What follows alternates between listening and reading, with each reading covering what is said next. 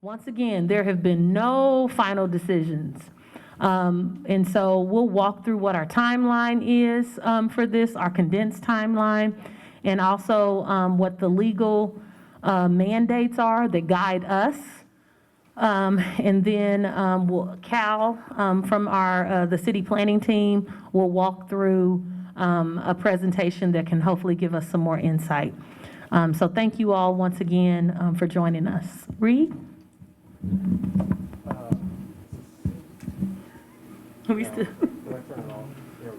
Is this on? There we go. Perfect. Hi, everybody. My name is Reed Day. I'm the 6th District at-large representative on the commission here. Grew up in South Kansas City.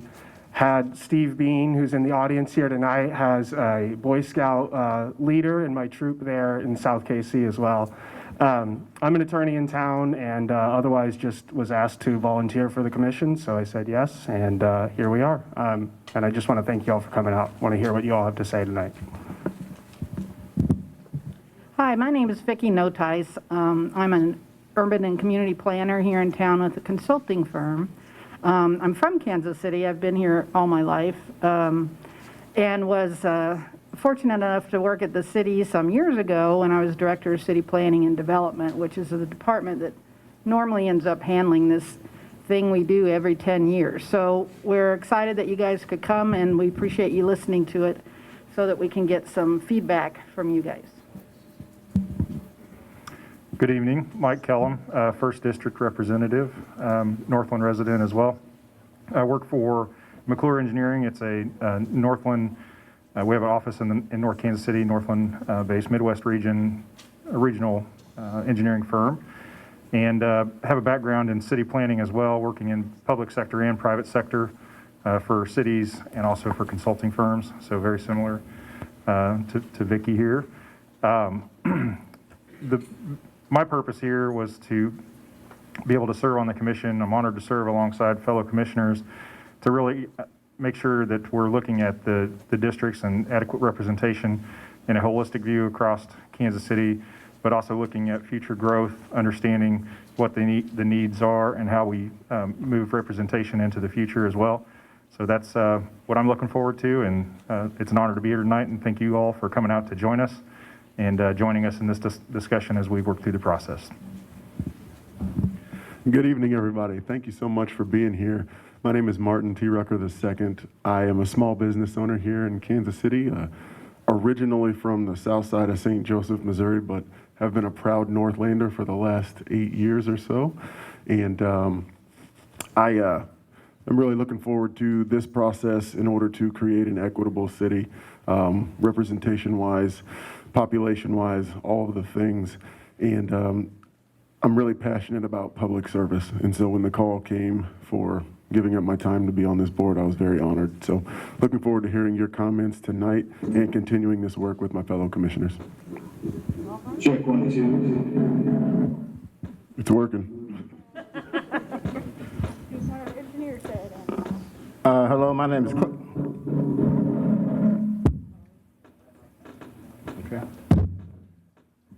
my name is Quentin Adams. I'm a lifelong resident of the city. I'm a practicing attorney. Have a practice downtown Kansas City. I'm looking forward to an equitable and fair redistricting process. Hello, my name is Chris Llewellyn, and I'm representing the 6th District. I'm a lifelong Kansas Citian, have lived in Kansas City my whole entire life, a few years in college. I own 3 restaurants with my brother in the Waldo Brookside neighborhood, Lou's Grill and Bar, Charlie Hooper's Bar and Grill, and The Well Bar, Grill, and Rooftop. I'm also a commercial real estate investor and own several pieces of property in the greater Kansas City area. And I, too, look forward to trying to find the most equitable split up of the districts. Thank you for coming. I want to add something. I forgot, I'm a 3rd District representative on this commission. All right, thank you all. We have 2 other commissioners. One, I think what I'm seeing so far is Dr. Kokithia Hill, who is with us. Do we have sound available? Dr. Hill, if you can unmute yourself and introduce yourself.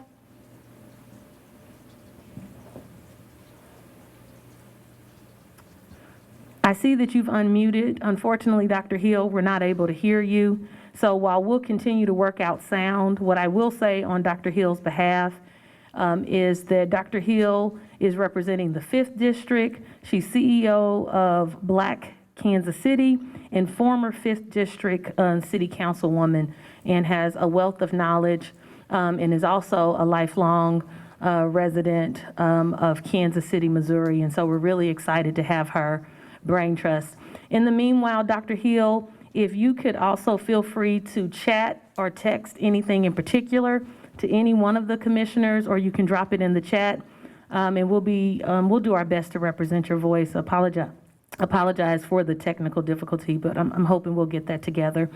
Our other commissioner, who I believe will be joining us as well, is Pedro Zamora, and Mr. Zamora is an at-large 4th District representative, and he's president and CEO of the Hispanic Economic Development Corporation, and so he too has been a really great addition to this.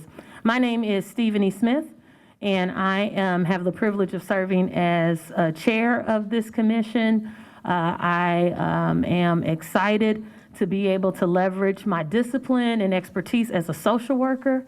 That's right, my background is in social work, and so just really delighted to be able to leverage systems as assets to people. I am a co-founder and managing partner of Sophic Solutions. We're a Kansas City, Missouri-based firm where we help organizations navigate change through an equity lens. Thank you all once again for joining us. We look forward to hearing. This is a listening session for us. And so once again, if you all can really begin to share when we move into public comment, share what you want the commission to consider. There have been no decisions made, and I keep framing that so that we can be really able to receive what you have to say. Before we get started, each of you, or at the beginning, in the foyer, we have a couple of handouts. One is an overview of the mandates that guide this process. We wanted you to be able to have that, in addition to the 3 preliminary maps. So if our city team member will be able to come up. Hi, Emily. Welcome back. If you want to come up and walk through our legal mandates. So starting with the city charter, the big requirements that apply in this situation are the city council has to pass an ordinance with redistricting by December 31st of this year. I think you'll probably hear about there's a compressed timeline related to COVID that delayed the census numbers, but that deadline is set, as is the general structure of 6 in-district and 6 at-large council members based on a total of 6 districts. That's also a charter requirement. We are past the point of possibly amending the charter before December 31st, so those are set in stone. Generally speaking, there are 7, 8, 9 considerations that when courts or statutes will look at when evaluating redistricting to make sure that it's appropriate and legal. The first one is the general principle of one person, one vote. So it's trying to get generally equal population numbers in each district. That's required by the U.S. Constitution. That is in some way required by state statute and by city charter. We have to get roughly the same number of people in each district, and that is usually evaluated by what's called the 10% rule by courts. That's not, it's a general guide that courts consider, and that means that if there's a median, whatever the average is, if each district was exactly the same, however much the largest district exceeds that, plus by how much the smallest district is less than that, cannot add to more than 10%. The next big category is what's known as compact and contiguous. In federal law and under state law, it's adjacent and compact, that the districts have to be mostly compact and they have to be parcels that are connecting to and touching each other. There are a couple places in Kansas City where we have big holes that aren't Kansas City territory. When that happens, you just kind of pretend that wasn't there. So if you were going straight through, would that be compact and contiguous?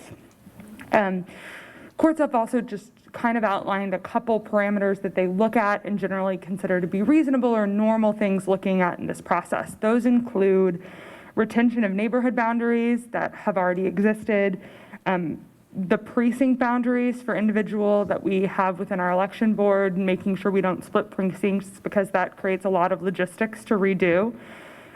Community cohesion, respecting any particular community groups that already exist and trying to leave them whole. The historic borders that have existed in the past, you're allowed to show some fidelity to those and trying to respect them and keep those groups that have normally been together.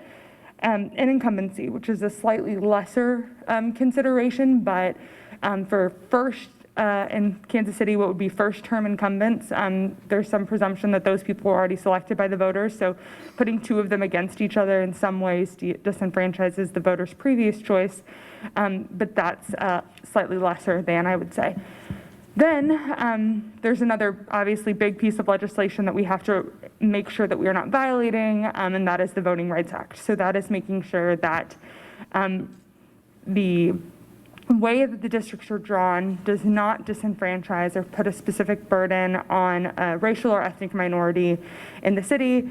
And that's generally looked at if there is a group that is racial or ethnic minority that is large enough, contiguous enough, politically cohesive enough that they could have had a majority in the district, and they're deprived of that ability, which deprives them of the opportunity to let their voices be heard.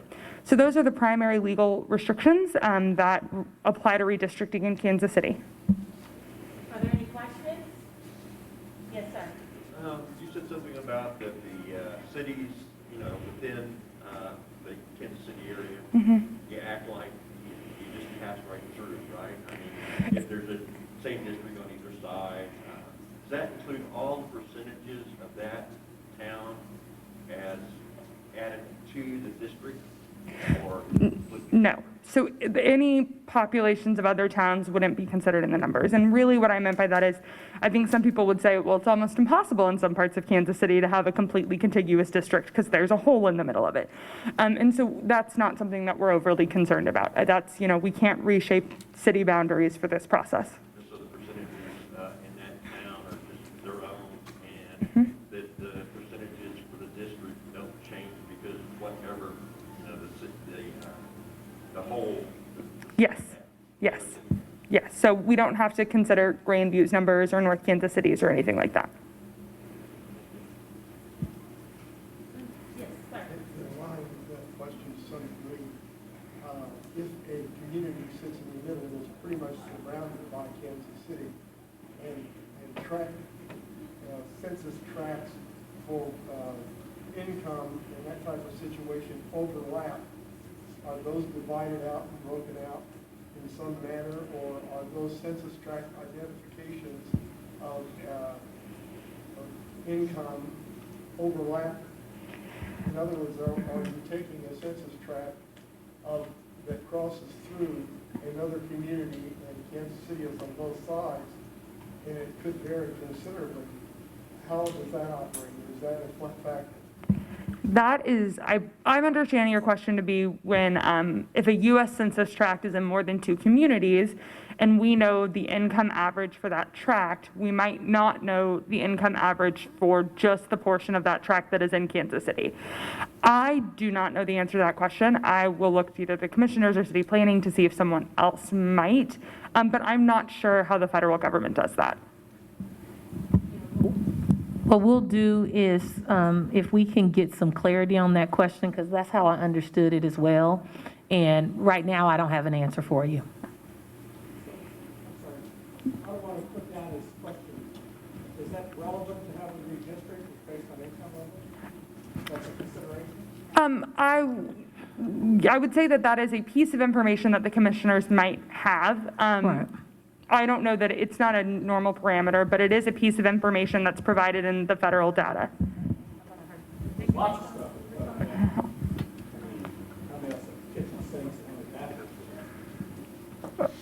I'm going to address the initial question. I didn't hear your last comment, but in working in the census data in a past position, working for another municipality, and I don't want to say this with 100% certainty because I was not involved in this one and I don't know if things have changed, but I believe the census blocks and census tracts are all based on the municipality, and they are not allowed to cross boundaries because it would be tough to track that data for a municipality if they were all skewed like that. I'm trying to remember, but I believe, and I would ask legal to confirm, I believe that those census tracts do not cross over municipal boundaries for that reason, so that they can have accurate data within that municipality and not have blurred lines and representation. What was your last question? Well, Kyle? my question was, is income data within these various districts and these census tracts, is that something that is considered and you guys are drawing up a list? It hasn't been. It most likely won't be. It can't, I mean, any information that a commissioner wants to see based on, trying to understand demographics and things of that within the districts can and will be included, but that's not been a request to date and never been used before that I know of. Kyle, do you have any comment on the Real point clarification, updated 2020 income information is not out yet. So the only information that's out right now is demographic in nature, the number of people. That information will be released down the road a little bit, but probably not the time period that we're working on this. I thought it was population. Primarily. Demographically, only to make sure we're not excluding a certain group. That's in theory what we're doing here. And I would just add, I think that we're all acutely aware of different neighborhoods and things like that and try to do our best to make sure that the neighborhoods that are in districts kind of have similar things in common so that their representation accurately represents them and not just one section of their neighborhood or of their district. Sure. I just wanted to make sure I addressed it as well. And I'll give a reminder. We're asking questions about the legal piece, and then also a reminder that we want to ensure everyone's safety. So please be sure to keep your mask up. If there's any medical provisions that cause that, let us know, but we want to make sure that we're keeping our mask up. Any other questions pertaining to the legal information? So this neighbor right here, and then Richard, and then I see another hand. Does the legal provisions allow for looking at growth trends and the fact that we're looking 10 years out for, these are good for 10 years, so that maybe you use that 10% variable to underpopulate an area that you know is growing rapidly or overpopulated? Is that looked at all? Is that illegally allowed to be looked at? Yeah, I guess I will just say that the 10% rule isn't really, it's a test by which a court could find a problem. It's not the, we would hope, it would be awesome if everyone could be exactly the same. And so within the calculation of that 10% rule or one person, one vote, I don't know that that's necessarily a factor, but I think that commissioners, a lot of things are discussed when they're making these analysis and, where things are going. And historically in 2010, that was the case in the faster growing areas. There were some districts that were left a little bit light on population with expectation of growth. And that is that being done again in 2020? it's certainly something that we can discuss. Yeah. Part of the complication with this, which you'll hear when Kyle starts his presentation, is that we had 3 districts grow, the 2 north of the river and the 4th district, which is downtown and Westport and Old Northeast, et cetera, and that we have not lost as many as we used to out of the central core, so that's good news. But trying to get everybody up to now 85,000 people per district, we were at 79,000 last time.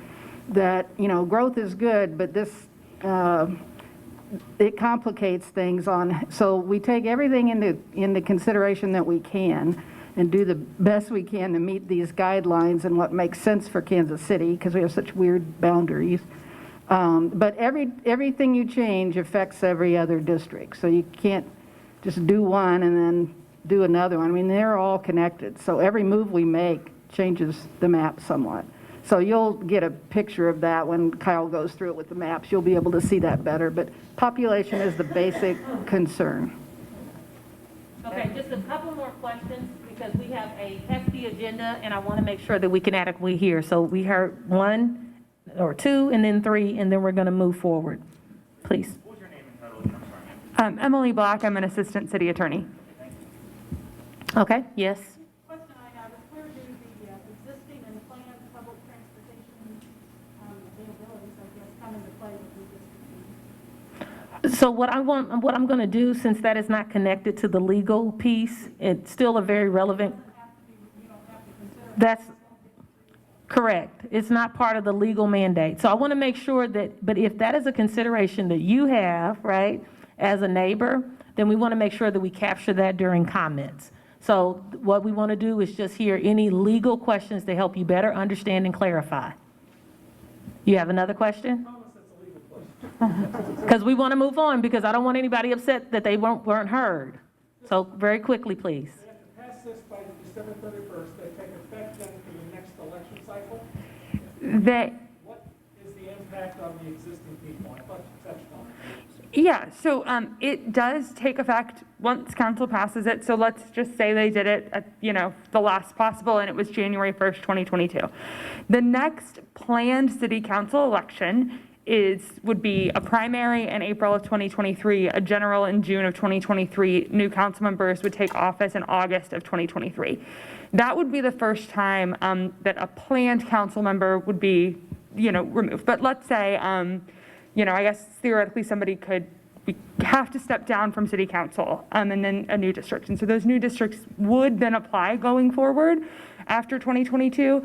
But I wouldn't at this point in time anticipate it changing any council member. There won't be a general election for new council members until that planned election, primary April of 2023, general June of 2023.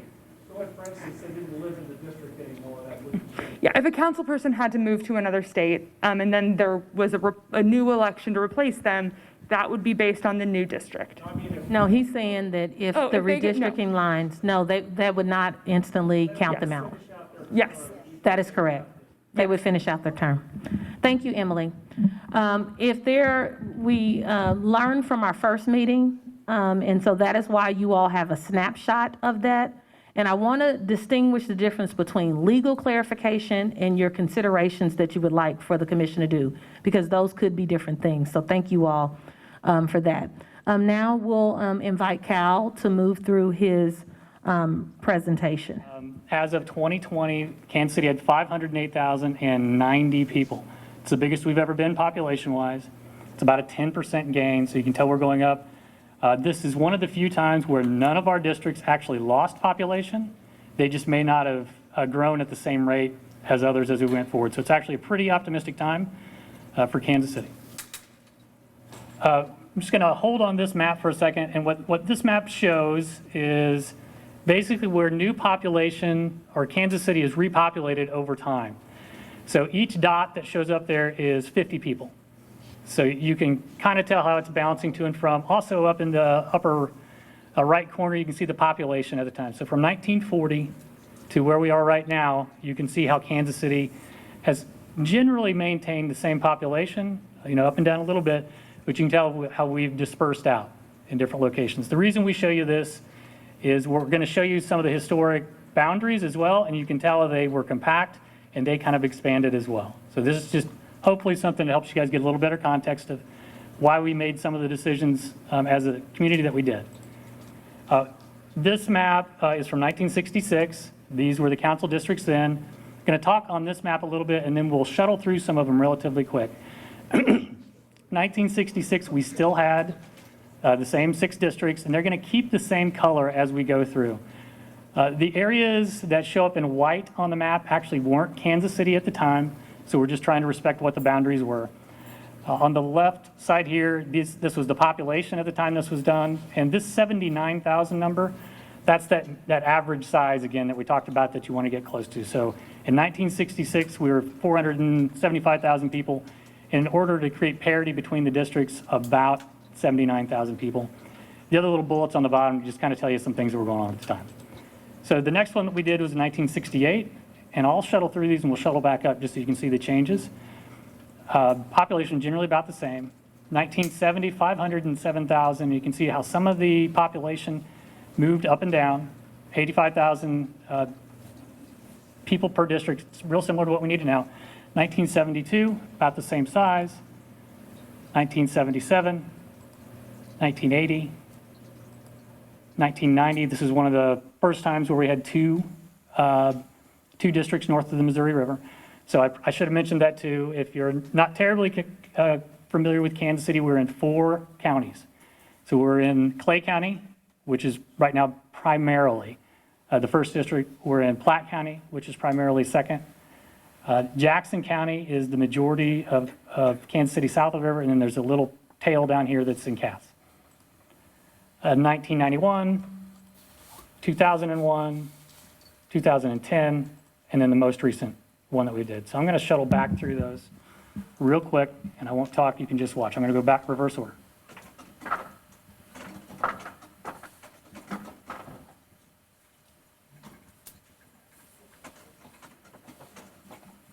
And once again, those changes were just due to population changes and pattern shifts within the city. So one of the questions we had last week was, or not last week, but on Saturday, was has there ever been a scenario where we haven't changed? And as you saw through that, no, there hasn't been one where we've not changed.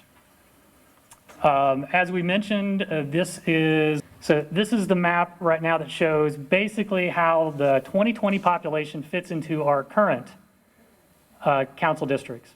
And when you're looking at the numbers that make up these, and I understand that may be hard to read, the first district, let me back up. Each of these should have 84,600 people in them. So the first district currently, if we didn't change anything, would have 92,000. So they've got too many. Second district has 89,000. So once again, too many. Fourth district has 90,000. So once again, too many. So where we need to gain is in the third district, which is at 79, the fifth district, which is at 79, and the sixth district, which is at 76. So this kind of shows you how we're going to have to readjust these boundaries in order to accommodate for those population changes. Once again, if you divide that overall population, 682 individuals is what you're going to need. When you're drawing these, there's other things that you've got to consider, and that's what our legal counsel also suggested. You've got to consider things like the actual boundaries, some of the social aspects in there. You want to keep these compact, contiguous, that's the simple shapes. If you can accommodate for neighborhood boundaries and still make the numbers work, that's something that you look for as well. School district boundaries, any other districts which are in there are things we try to accommodate when we absolutely can. With that, we're going to talk through the 4 maps that we are going to talk through tonight. And once again, as you walk through, there's 8 different scenarios over there. All of those are still in play. The 3 that we're talking about tonight just happen to be the ones that made the most sense as of the last commission. However, I will admit that's why we brought all 8, just to show you guys what we talked about. We'll likely make more as we go forward. So on each map, in the upper right-hand corner, there is a panel that says overview. And that kind of tells you why that was put together. It also measures it against some things like change. So on the maps, what you'll see is a heavy blue line. In addition to the colored areas, the heavy blue line is what the current boundary is. And the areas that shade slightly different are ones that are inside or outside of that district as these potential change goes. So for scenario 4, when you look at the purpose, this was basically to make sure District 5 and Southeast covers the leg over here. It was also making sure that the Platte County portion of it, which is this hard line right through there, was primarily in the second district with the addition of several other. Change is a relative term. It is relatively significant in this one simply because you have quite a few things that move in and move out. Moderately compact. One of the things that we do try to make sure is that we maintain the third and the fifth districts, or at least 2 districts, with a strong Black or African population in there. With this map, it kept them at 52% and 57% within those districts. One of the things that we're also trying to make sure is that when we're looking at Hispanic votes, that we try to make those not compete with other people of color in those areas. So the 10% rule, this one was about 3. So not a bad map, does have some challenges to it. So that was scenario 4. Scenario 7 would be one of the other ones, also kind of similar. These are relatively similar. The primary portion of this one was to maintain strong representation in our districts for the Black and African population, as well as making them not compete with the Hispanic district or Hispanic populations. Relatively minimal change when you look at where this one's drawn versus where this one could potentially go if 7 was selected. Moderately compact. It does kind of expand District 6 quite a little bit.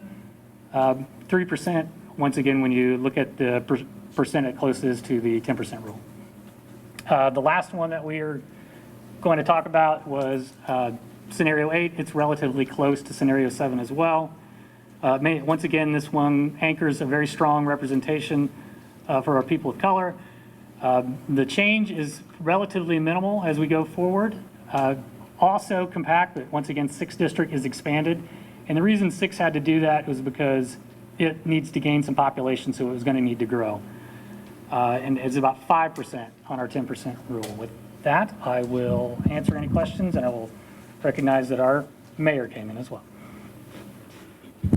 Ladies and gentlemen, Quentin Lucas, the mayor of Kansas City, thank you so much for being here. An important part of this process is all of you.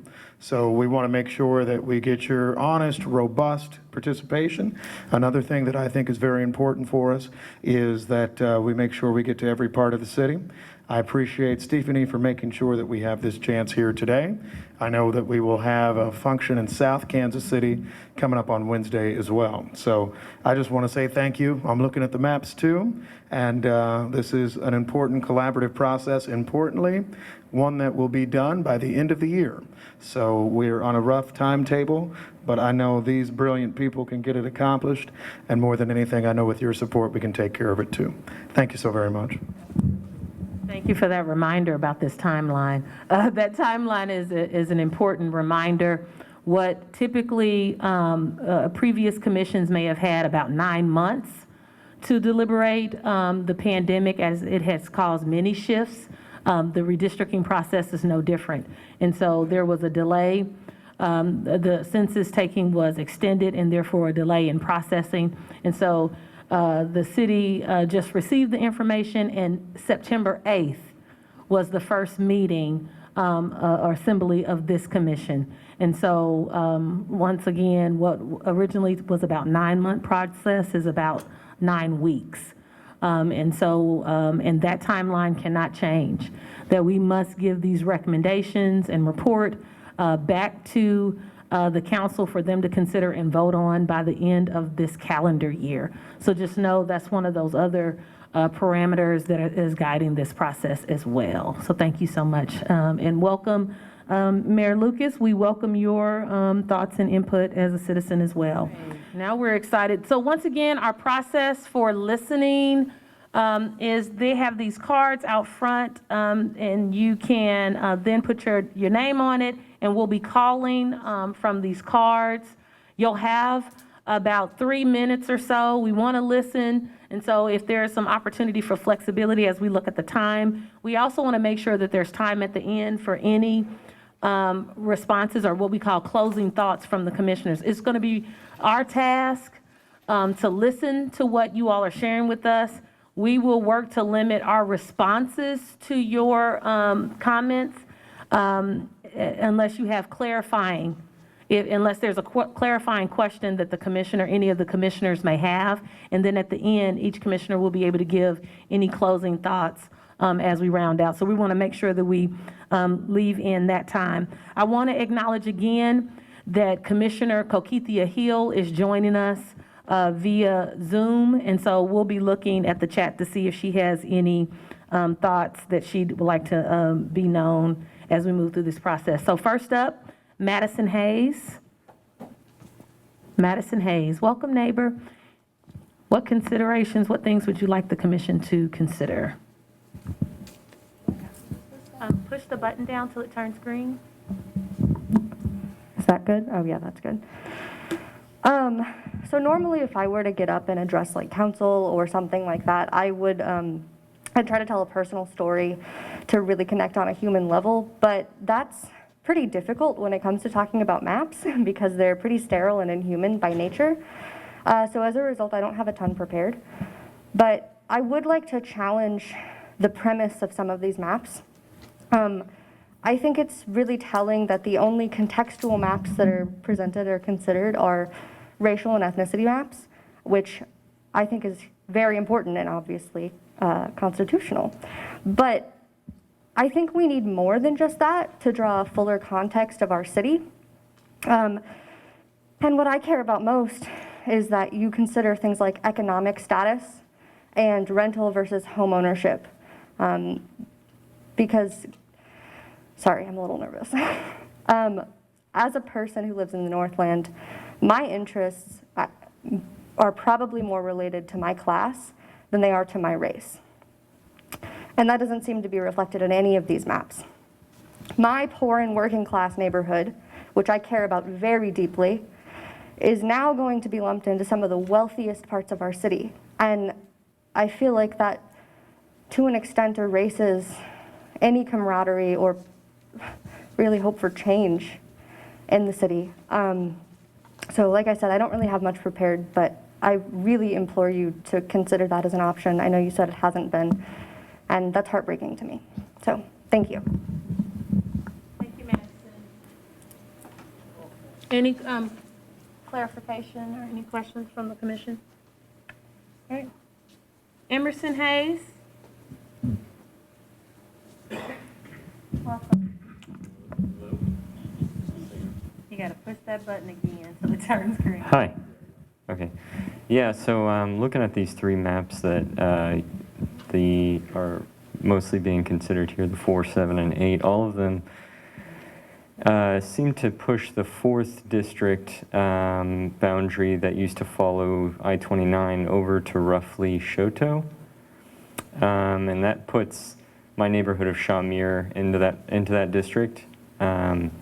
So as what Madison was just saying, I think it would be something to consider to move that district back over to I-29, or probably even put Crestview into 1st District as well by moving it over to North Oak.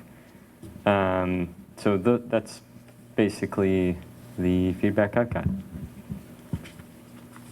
Emerson, any clarification? Okay. Natalie Mendrop. Welcome. It's green, I'm here, I'm on. Somebody here made the mistake of saying robust comment, so be careful what you ask for, but here it comes. I'm gonna throw my first tantrum. Please get the address of this facility correct in all of the publicity. It was wrong in the spring when we were coming out. There were all sorts of problems to this last flyer that went out. You know, it's not fair. People want to come speak, okay? I don't know who to yell at, so I'll just yell at everybody, okay? It's a detail. I'm a Northlander. I've got a lot of history here. I did spend my working life away as a teacher for the federal government with the military. I know big picture items. I know demographics, the school reports. You're not even coming close, you know. I've done this, all this big picture stuff. I've been a Northlander all my life, and I've seen what's happened politically. And I've looked through all this redistricting. I've been busy with it because I think our area, southern Clay County, the older neighborhoods and everything have not been getting a great deal. I think we've lost out in our congressional district redistricting. We had some problems in the county issues. Thank you, Jerry, for saving us. But I've seen a lot of these big pictures, and I loved paying attention and going through these maps. I love maps and all that. Nobody's working for me here. Every one of these proposals runs a district split through my neighborhood. We have 500 and some odd homes in my neighborhood. We're cohesive. We've been together 60 years. Everyone, the top three split it. That's not right. And it's not about color. We've got the colors. We don't have numbers, but we've got the colors. So, you know, this is a thankless job, and I'm not ready to thank you yet, although I appreciate you what you're doing. It's a bitch. I know. I can't quote all the things we have to do, but, you know, don't run the district lines and split up my neighborhood. Don't leave southern Clay County to the wolves. And yeah, our demographics are different too, but, you know, and look into the future. 6 districts isn't cutting it in this city. We're so growing and everything. So I'm just asking that you look at some of us specifically, because I don't like what it's doing to my neighborhood and me. Okay, I appreciate all this, and I know what's involved, but you come look to me, it's not doing it for me. So, so please be nice to me. And thank you. Thank you, Ms. Natalie. I do have a clarifying question. Do you have boundaries or parameters you would like for the commission to consider? Well, you know, neighborhoods are so important. I think one of the hardest things that have hurt our cities is tearing down neighborhoods and neighborhood schools, no matter how you do it, with a freeway or whatever. So I'd love to see our neighborhood, and we've got that 10% rule and all that. So I didn't look at the precincts, and I know we split schools, but I just looked at our neighborhood.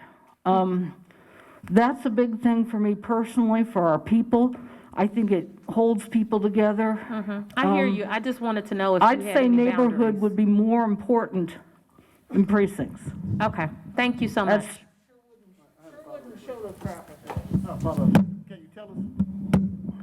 Can you tell us which neighborhoods then, if you don't have the boundaries you're talking about? Yeah. Which neighborhoods are you talking about keeping together? Well, my neighborhood itself, Sherwood. Sherwood. It's just down the road. Okay, so Sherwood, once again, is specific as you all can be in your recommendations or your considerations is helpful to us. Sherwood Traffic Way is a dividing line on all these maps, and it goes straight through my neighborhood. There's 2 sections there. Okay. So, you know, make clear lines. You can do it computer-wise. I couldn't do it without. Thank you so much. Yeah, thank you. And you were correct about the address. Thank you for that. And we'll look to be more diligent. So I take responsibility for that. Thank you. Tim Johnston. Welcome.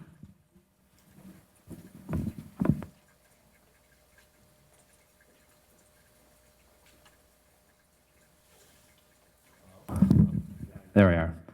How are you guys? Good. My name's Tim Johnson. I'm in resident 35 years in the old Briarcliff neighborhoods, and I'm coming at this a little different view from some of the other people. The southern part of the 4th district, which I'm a resident of, I believe has more in common with the northeast area than a lot of people think. We have the southern part of that 4th district is lower income, a lot of it is. And I think that in looking at these maps, that the ones that I like the best would be recommend 4 and 8. It drops Briarcliff West, which is a higher income area, up into District 2. I think that's very important. And I think that with having our 4th district council people, whoever they may be, in the future, they'll have the southern part of the county, or excuse me, of the district in Clay County will be the same kind of things that the people in the northeast are looking for as well. I asked last Friday, I asked our school district for some information regarding our schools. We have 2 schools in the northern part of the 4th district, one in Briarcliff and one in Crestview. A lot of people south of the rivers think that once they cross the river, that it's mainly a white, rich community. Just for an example, and I'm going to give you these handouts, but don't expect to take notes, but at Crestview School, We have 32% of the people are white.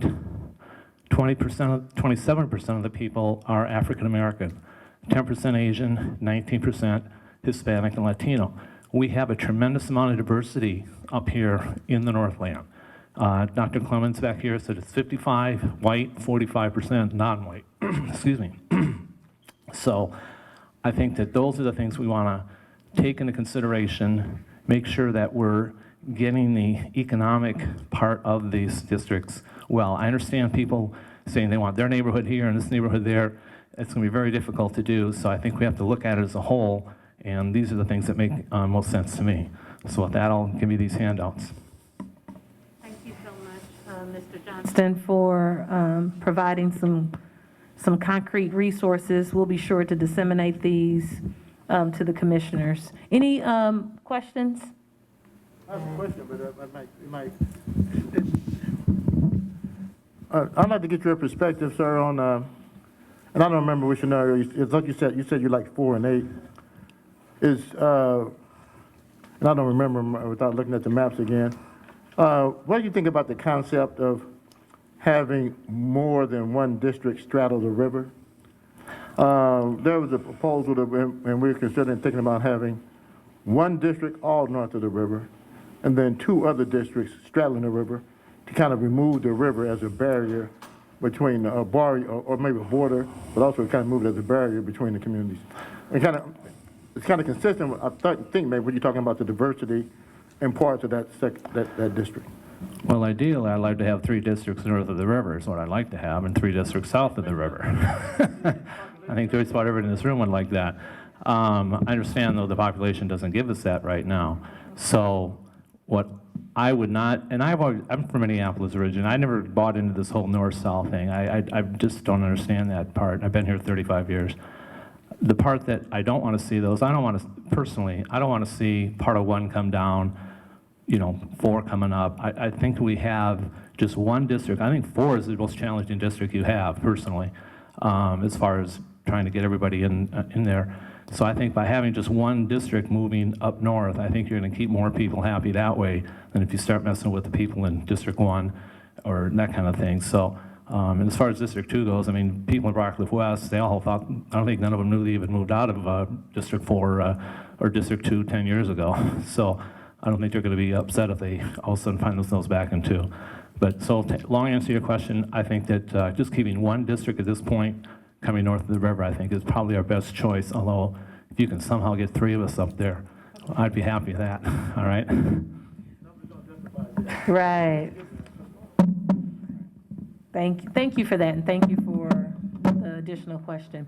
I want to make sure, as we have listeners and community members joining us in Zoom, that we're speaking as clear as possible in that. So, Christy, keep us accountable on if that changes. Thank you, Ms. Christie, for your work on the Zoom. So up next, Nathan Willett. Thank you for joining.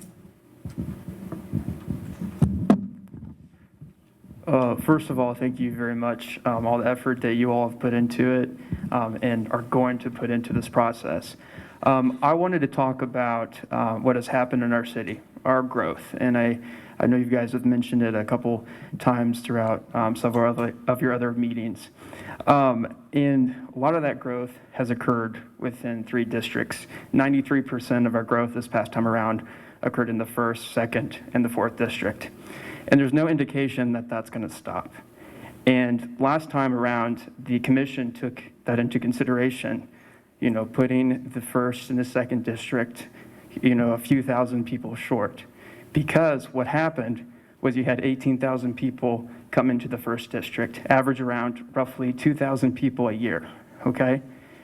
And so what happened over that time was after 4.5 years of the last time, it violated the 10% rule for the 1st district. After 9 years, it violated 20% rule for the 1st district. And all these maps that I've seen so far have shown, not all growth linear, but there's no indication that's going to slow down in the 1st and the 2nd, and especially the 4th during the downtown, the portion. And so I think we need to keep that in mind, especially projecting. We're not making the maps necessarily just for 1 year. We're making them for 10 years. And I think that it really does disenfranchise certain, people, new Kansas Cityans coming into our city, or people moving throughout the city. And that also, not just for necessarily voting, but also for resources, for certain funds going to certain districts.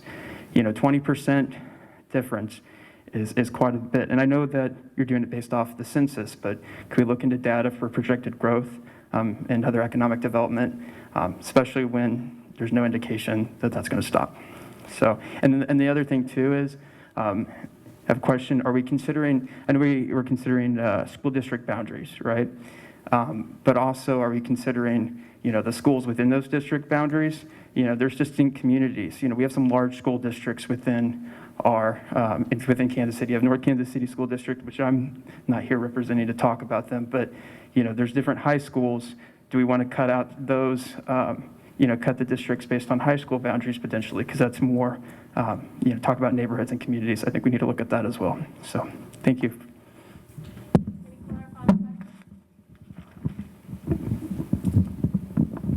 Thank you. Thank you so much, Mr.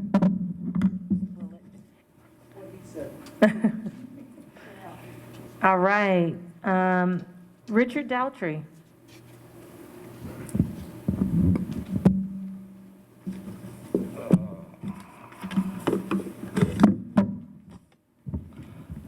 Thank you for volunteering your time to come up to the Northland. We are the proud home of North Kansas City High School, which has the awesome distinction of being the most diverse high school in the entire state of Missouri.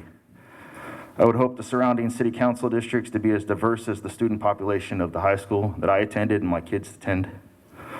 What brings me here today is the valid concern that the current city council districts and the ones being proposed are in violation of federal law and Voting Rights Act by overzealously segregating city council districts. In 1986, the Supreme Court heard the case Thornburg versus Gingles. The case established 3 criteria that must be met in order to prove claims of vote dilution under Section 2 of the Voting Rights Act. This is something that was briefly and incompletely described by the assistant city attorney. The first criteria is the minority group must be able to demonstrate that they are sufficiently large and geographically compact to constitute a majority in a single member district. We meet that criteria. The second criteria is the minority group must be able to show that it's politically cohesive, which it is. The city attorney failed to mention the very important third rule of this law. The minority must be able to demonstrate that the white majority votes sufficiently as a bloc to enable it to usually defeat the minority's preferred candidates. In 2019, Lucas won in the 4th Ward, which is along Armour Boulevard, and the 5th Ward near the Valentine area. He virtually tied in the 6th Ward, which is a predominantly white district encompassing the Plaza and Brookside. This clearly demonstrates that whites do not vote as a bloc for whites in the urban areas of the city, that these proposed districts would split up. Furthermore, in 2012, with blacks making up less than 30% of the population in Kansas City, Obama won with 75% of the vote in our city, once again further illustrating that whites do not vote as a bloc for white candidates in this city. As the Northland's population explodes and the more minorities choose to move away from the urban corridors, at what expense will you continue to protect the 3rd and 5th district, and will you continue to dilute the minority votes in other districts? As the population of the east side further stagnates, what will future city council districts look like?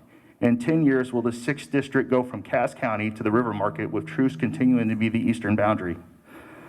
My proposal is to use Truman Road as a boundary between 3rd and 4th district that continues into downtown. It would continue down Grand until it hits Southwest Boulevard, and Southwest Boulevard would be the north-south boundary for 3rd and 4th district until it reaches the state line. That will make Midtown one continuous district. This will also give a more concise 4th district that will preserve the diversity of the residents in the area. At the same time, it will establish a district that is more accommodating to the Latin community. It will also join the North End and Northeast, a neighborhood that has been connected in heritage for multiple decades.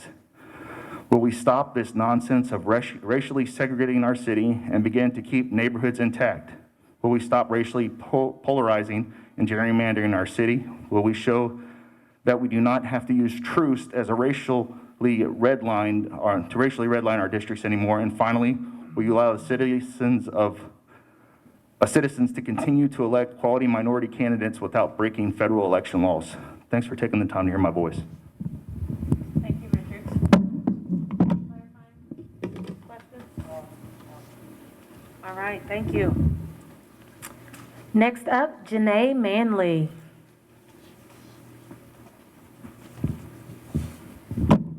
How y'all doing? My name is Janae Manley. I was born and raised in the Northland. Until 7th grade, I went to Park Hill Schools and lived in the 2nd District. I lived in Inglewood Apartments, the Oaks, which were called Tiffany Manor at the time. They were Section 8 apartments. I lived in a 1-bedroom cabin. I've literally lived anywhere in order to survive in the Northland. As an adult, I am a single Black mom of twins. I've lived in Parvin Estates. I've lived in Creeks of Gladstone. I've doubled up with people in housing to survive in the Northland. When we talk about choosing to live in the Northland, I've seen the maps of how people have moved to the Northland, but I also think we need to bring in the context of KCPS losing accreditation, and especially when we think about south of Gladstone, how that is the area of affordability. And I say that to say that both of my representatives live at least 60 blocks north of where I live. And if you look at the maps proposed and the maps as they are, the Section 8 housing that is closest to them would be the Oaks Crossing, which is on the west side of North Oak. It is Crooked Creeks, which is just south of 152 on the west side of North Oak. And it is Glenwood, I believe it's called, which is just on the other side of Broadway, right south of Gladstone. All of those are in the 2nd District, even though they're very close to the 1st District. I'm telling you this because, again, I believe that poor and working class people do not have voices, especially as tenants, especially in Section 8 housing. The Section 8 housing that represents the 1st District currently lives south of Gladstone. That's where I've always had to live after my kids were born in order to afford the rent. It's, in fact, where my mom bought a house because she could afford the payment. So I'm saying this to say that what happens in the 1st District, north of Gladstone, does not reflect my needs as a Black single mother in the Northland barely making rent to survive. And it does not reflect the needs of the poor and working class people who are being gentrified out of 4th District and out of 3rd District due to how we do tax abatements in this city. And that is why people are moving north. I am happy to see a community of people who look like me moving to the Northland. In fact, most of my elementary school life, I didn't see that. But we have to be real about why it's happening. And it's happening because we have divested from the schools in KCPS. It is happening because we are gentrifying the neighborhoods that they have lived in historically, and they are being moved to the Northland. My brother and my sister live across Choteau from me, and they'll be in the 4th District. I will still be in the 1st District. I will still be ignored. I will still hear arguments about how we're building sidewalks and parks near Lion Creek or Choteau Road instead of how my kids will have a home.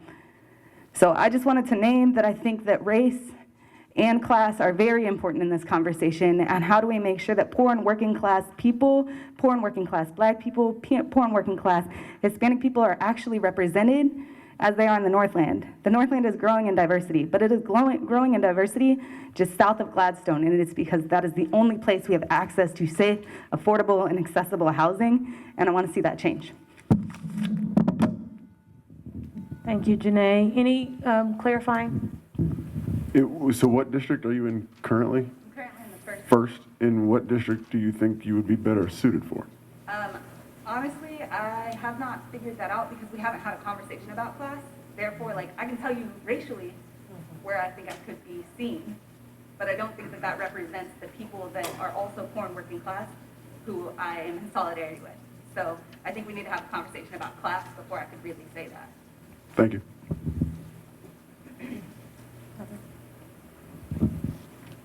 All right, next up, Edward Ford. Welcome. And once again, we'll call for if there are any additional comments feel free, and then we'll have our open comments from the commission. Welcome. Hi. Good evening.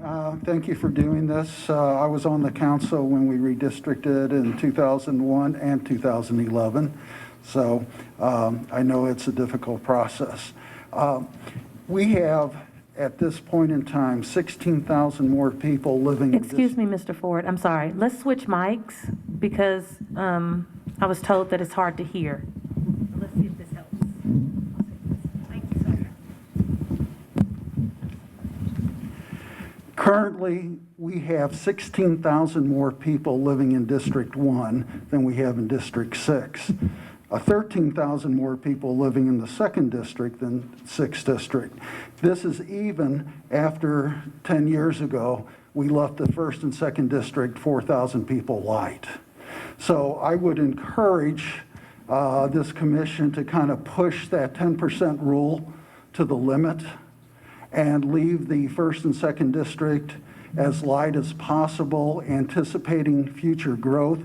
As I think Nathan stated so well a few minutes ago, this is our district for not just 2021 or 2023, but for the next 10 years.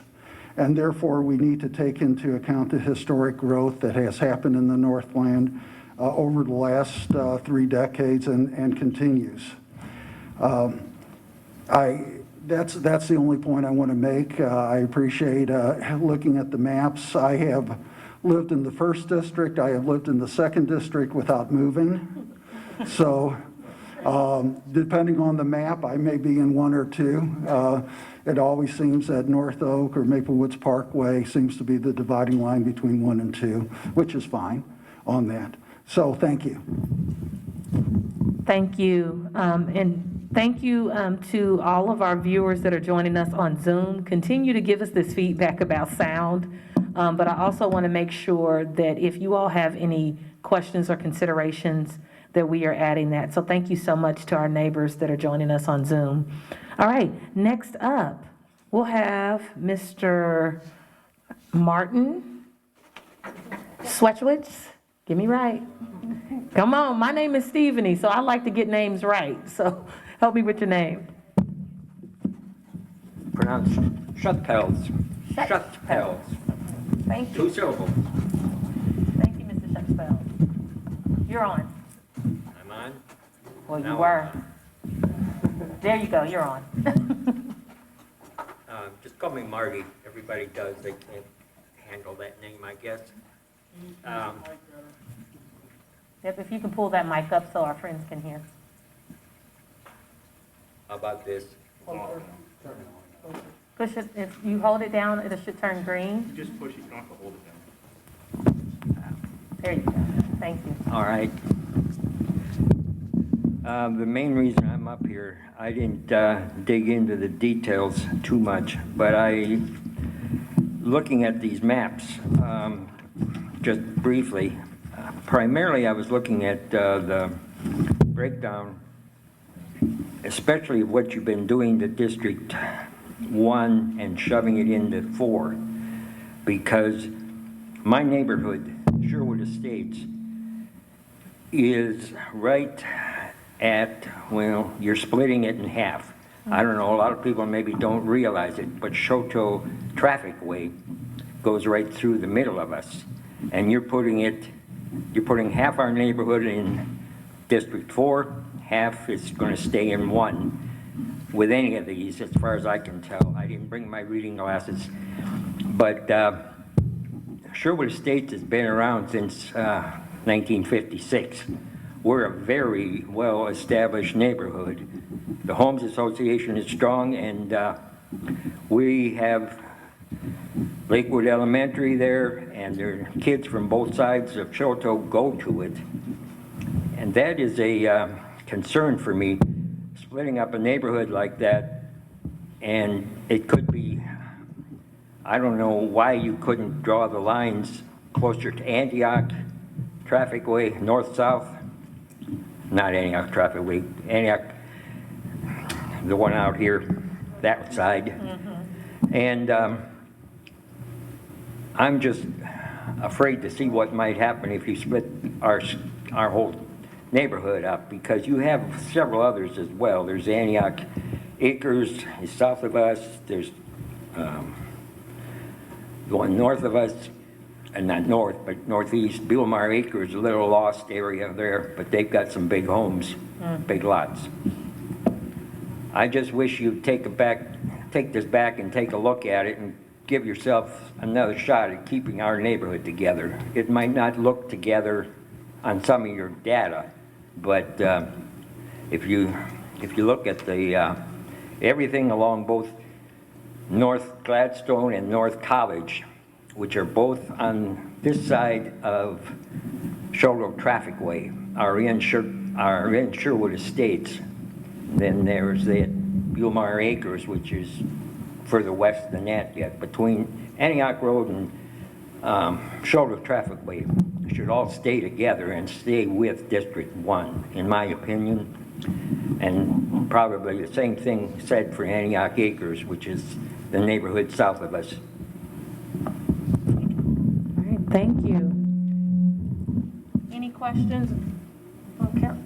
Maybe one. All right, we have a clarifying question. Just one quick question. Do you know what the road is on the western border of that Sherwood Estates neighborhood? Because I think we've heard about it maybe 3 times now. So on the west side, what road would keep that neighborhood in the first? Gladstone Avenue. Gladstone Avenue. Gladstone and Cottage. Highway 1. Well, Highway 1 is Antioch Avenue. Okay. That would also keep Bilmar Acres and everything in Sherwood. Okay. Basically, the whole block between Antioch and Shoulder Traffic Way. Thank you. Thank you. And I think it's important to remind everybody again that these maps are not final. This is public comment, so you can help us shape the conversation moving down the road. Thank you, guys. All right. And our final comment card before we do closing comments from the commission. Natalina? Get me right. There we go. Okay, hello. Thank you for all coming and going through all this process with us. We appreciate it. I've been in the Northland for most of my life, except when I was in college. And I'm going to echo what some of the other people had already said tonight. And that is that we have to look not just for now, but to the future. And right now, they had much better numbers than I do, but we have a huge difference in population between the 1st and 2nd districts and the other districts. So the Northland is underrepresented because of that. And so I would really, and we can also see the growth trends. There are apartment complexes and medium density housing and all kinds of stuff just growing in the Northland. And it's not because people are leaving the other areas, it's because the empty land is in the 1st and the 2nd districts. I mean, that's just where the land is, that's where the builders are building, and where our new neighbors are going to be coming into. And so we need to look towards the representation as well. And so I would urge you to as the other people have said, condense the 1st and 2nd district as much as possible and push the 4th district up further into the Northland, which also would help the neighborhoods like Sherwood have their areas included more and be able to bring more of that area up. Because we have to look not only towards now, but 10 years from now when we're going to be having to look at this, or 8 or 7 years from now as the population is going to be increasing dramatically in the 1st and 2nd district. Any questions? Thank you, Natalina. Any clarifying questions? All right, thank you so much. Can you hand that back? Look, we're all working together. Thank you. You didn't know you came here to work, did you? We'll go ahead and if there are no additional comments from our neighbors, we'll go ahead and move into what we're calling just our closing thoughts and considerations that commissioners are able to share out with you all that can provide some further insight and not only some of the rationale and brain trust that is shaping this, but other considerations. And so, Chris, would you like to start? Hello. I just want to thank everyone for coming today. Obviously, For me personally, living in South Kansas City, it's very interesting to hear your guys' perspective on how you want things split up here. It's been very informational for me, and I appreciate your guys' time, as well as the commissioners. Thank you. And I want to echo what Chris said, and want everybody to know that I am, as I believe my fellow commissioners are, committed to the principle of one person, one vote. And so Northland has grown, and I don't see how we can draw any maps that would not reflect that. And so when we finish this process, Northland will have more representation as a result of the maps that we propose. But I'm also committed to the process of not diluting the interests of the minority groups in the 3rd and 5th districts. And in order to ensure that we do that, I'm gonna do everything I can to protect the majorities in those 2 districts.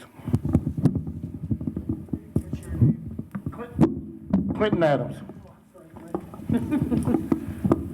Thank you. And I'd just like to say thank you guys all for coming out tonight, and just echo the exact same thing that my fellow commissioners have said, and add to not only protecting the minority interests in the 3rd and the 5th, but also trying to find a way to broaden the voice of the Hispanic communities in the Northeast and in other areas of the city. And so that's the only thing that I think I would add to what he has said. Thank you. I'll echo a lot of the same comments. Thank you all for coming out here. Some very carefully thought out responses, or actually input for us to be able to guide the conversation moving forward. Just to reiterate again, this process starting in September 8th, you can see has taken a pathway with the various iterations of maps. And I think the comments that you all have given tonight, the comments we received on Saturday, are very much shaping up the future conversations of this commission. And we'll get more comments Wednesday night. But I think that it's important to understand why we wanted to have the maps that we have out there. And it was to be able to draw this kind of input, to really be able to give you a visualization of how things might work from a population basis to start, and also starting to drill down into some of the other demographic information. So I just, again, want to thank you all for the thoughtful responses that you had to what we've thrown out from a very, very, very high level. We always knew that from this point forward, we were going to get further into the neighborhood discussions. So this is very, very, very helpful to understand what the needs are. And so again, that's been the biggest takeaway for me tonight. Also, I think moving forward, we'll be able to have constructive conversation based on not just the 9 of us, but rather the multitude of people that have spoke on behalf of their neighborhoods and their districts. So again, thank you for that. I'm honored to be here tonight, and that's all that I have. Thank you, and thank all of you for coming. These are really important ways to get direct feedback, and I would encourage you to keep watching the process so we can do that. You've all touched on an issue that's tough to resolve, and that is that every district has an older part of it, and lots of them have newer development parts of it, and they're not as contiguous or compatible as they were 10 years ago. Because the whole city's grown and we're a very long linear city, it's really tough at this point that you guys have raised about where 4 and 1 and 2 are going to figure out where to go to meet up with 3. And it has big impacts farther south. 4, 1, and 2 all have too many people in them right now. And so they all have to shed some population to make this equitable. And that's very difficult to do because of geography. And so we will be looking at all the criteria we can. But we would welcome your thoughts about how to resolve that problem. There's several different ways to do that. Some of you have mentioned 1 or 2, but frankly, we're getting to a point where this is going to be hard to resolve. And some of these districts look like a real hodgepodge, and others look like they're pretty compact. So that's one of the issues that we have to address. And so we appreciate the thoughts you have about those issues happening in your own community, your own neighborhood, your south of Gladstone issues, and how we might be able to take that into account when we look at redrawing these. So we are looking to try and be fair as possible and to look 10 years in the future as well. So keep us in mind when you get other ideas, and tap into the website or let one of us know if you have some other thoughts towards that. Thanks. Thank you. Commissioner Reed? I'm sorry, excuse me. I need to use this mic to respond to a Zoom person, so can I ask you to mute that? On Zoom, and then we'll be sure to hear from Commissioner Day. So on Zoom, I see that we have a hand raised. Because of how we've set up our sound, we won't be able to hear you, so I'm going to ask if Richard can type in your comment via the chat. I want to make sure that we are including the voice of those that are on the Zoom link. So thank you for that. No. Sorry. I think I've got a green light. There we go. To add to what Stephenie just said too, there is a website, kcmo.org/redistrict. .gov/redistrict. And you can drop comments in there. There's a little web form. So I'm certainly interested in understanding the comments as we continue to go through the process, understanding that it's very much condensed this time around versus the 2010 cycle. But I just want to thank you all for coming out. I spent about 2-3 hours looking at the maps after our meeting on Saturday. I'm going to go home and do the same thing tonight and continue to do that. Try to figure out how we can make these lines work as best we can. So thank you for coming out and taking the time to speak.